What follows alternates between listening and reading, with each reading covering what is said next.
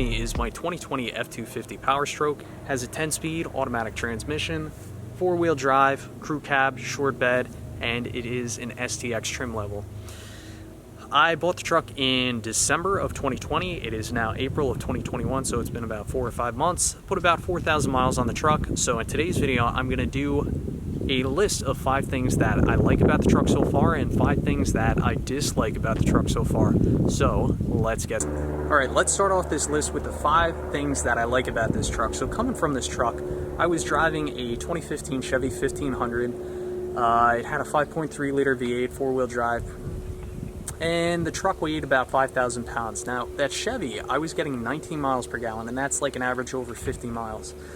Now this truck is 1,500 pounds heavier. It's about 6,500 pounds. That's a lot of weight, 3/4 of a ton heavier.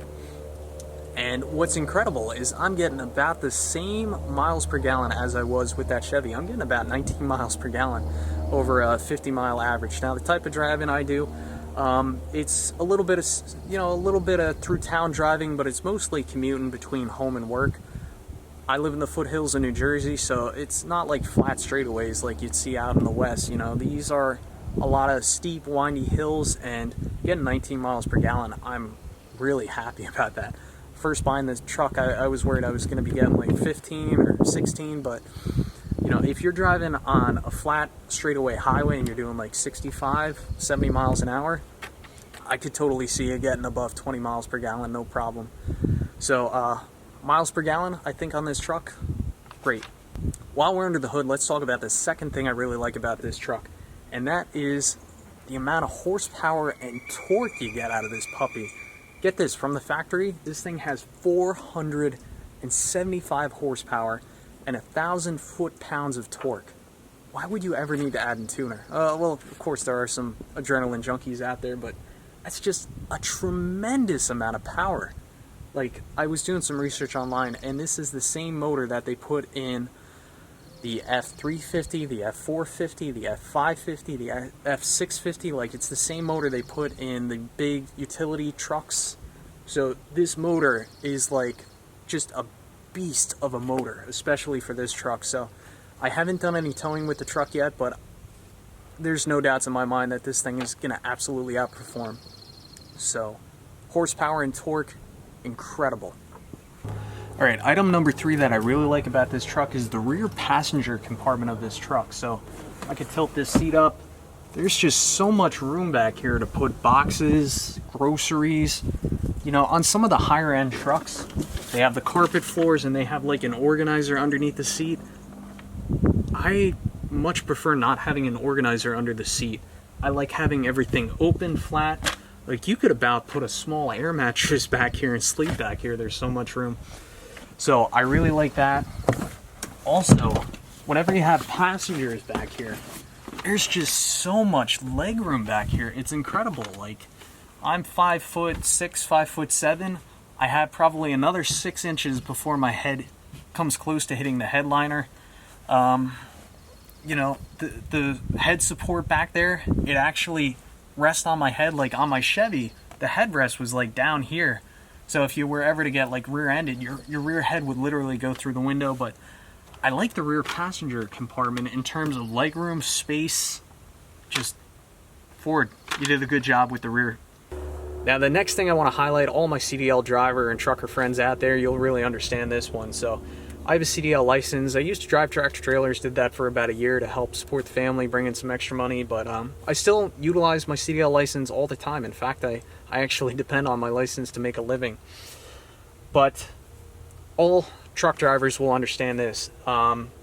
In terms of making things more comfortable inside the cab of the big trucks, having a steering wheel that can tilt up and down and telescope in and out is really critical. That really can make or break a trip for a truck driver.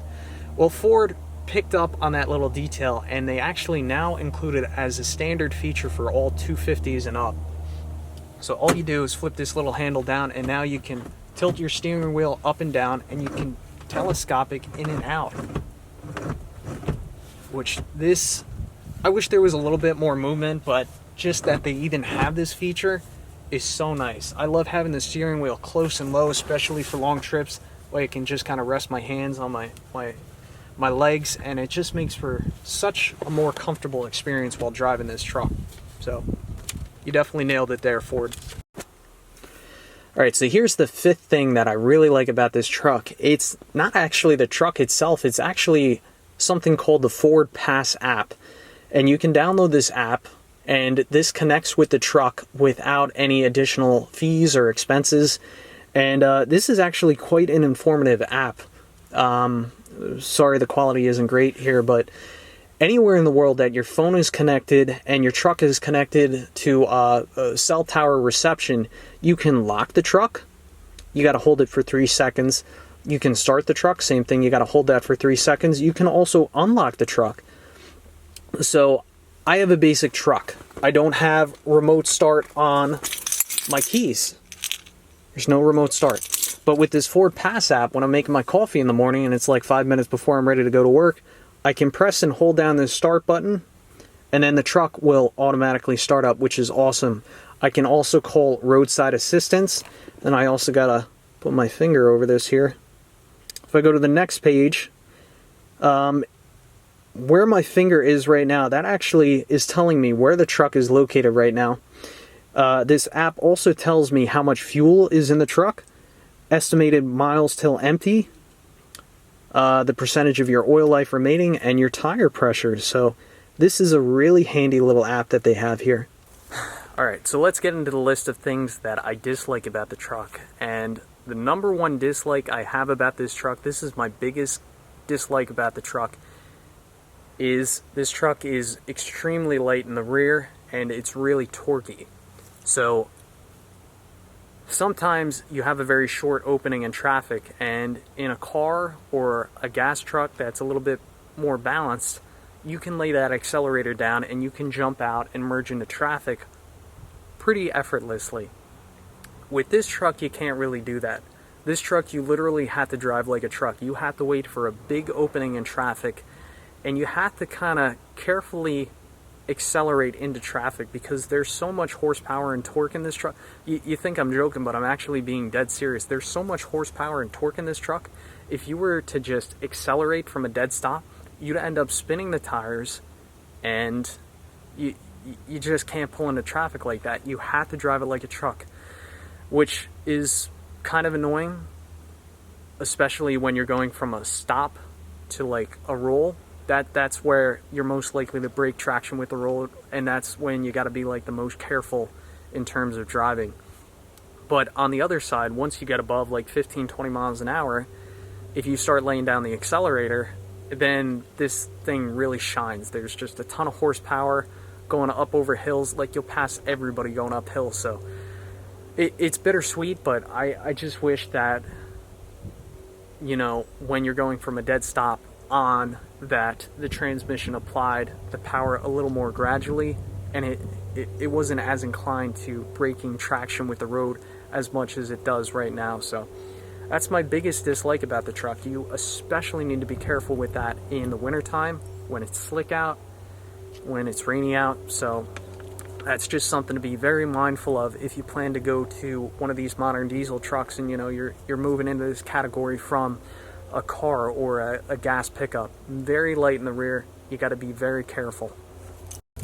Alright, so item number 2 that I dislike about this truck, and I'm not really upset about this. I kind of understood that this is what I was getting into when I decided to buy a diesel, but I live in the Northeast. It gets pretty cold up here in the wintertime. Normally it doesn't go below 0 degrees Fahrenheit, but we'll get like weeks where it's like, it doesn't get out of like 15 degrees for a solid week. So weeks like that, the truck struggles warming up.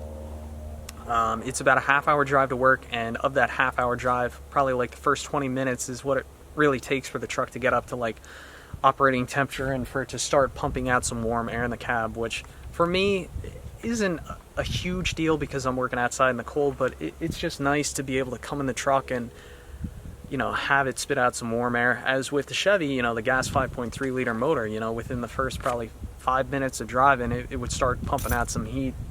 Also would have been nice if I got the, you know, the heated seats, but it takes a while to warm up. That's just how diesels are. Item number 3 that I dislike about this truck is the additional maintenance. Now, I kind of understood that I was going to have to do some additional maintenance when deciding to purchase a diesel and go the diesel route. So, you know, it's something that I have been expecting, but it's just kind of tedious. It's kind of annoying sometimes. And some of the stuff's optional, but if you want your truck to last a long time, then you should do the additional maintenance. Like, I feel like if this truck's properly taken care of, it could get to 400,000 miles. But it also depends on how you want to maintain your truck. You know, if I don't do some of the normal suggested preventative maintenance procedures, then it may only last, you know, 100,000 miles. So it's kind of up to you. So without question, one thing that you're going to have to do is change the engine oil and add DEF. Now, I've had this truck for about 4 months, 4,000 miles on it. DEF tank's about half empty right now. So every 8,000 miles is probably when I'm going to change the oil, and that's probably about the same time when I'm going to have to fill up the DEF tank. So that's not a big deal. In terms of oil, it's a diesel engine. It's probably going to require twice as much engine oil as a gasoline engine. So, you know, that's just something to account for, which I don't really mind that much. DEF, not a big deal either. I have no plans on deleting this truck anytime soon. But what's tedious is I live in the Northeast, as I mentioned earlier. It gets below freezing here. So I had to add fuel additives. So every time I fill up the truck with diesel in the wintertime, I have to break out the funnel, measure out the proper amount of additive, throw it in the fuel tank. So that gets a little bit annoying. Now, the other thing that I do is I let the truck warm up a little bit before I drive it. I like to let it warm up for maybe 4 or 5 minutes, especially in the wintertime. The other kind of annoying thing that I've read online is a really good thing to do is let it idle down, especially after long, hard drives. So, you know, after I do a half-hour drive home from work, like I'll sit in the driveway. It's kind of annoying, and I don't know, like you just gotta sit there and let the truck idle down and let the engine components kind of cool down uniformly to prevent things from cracking and wearing.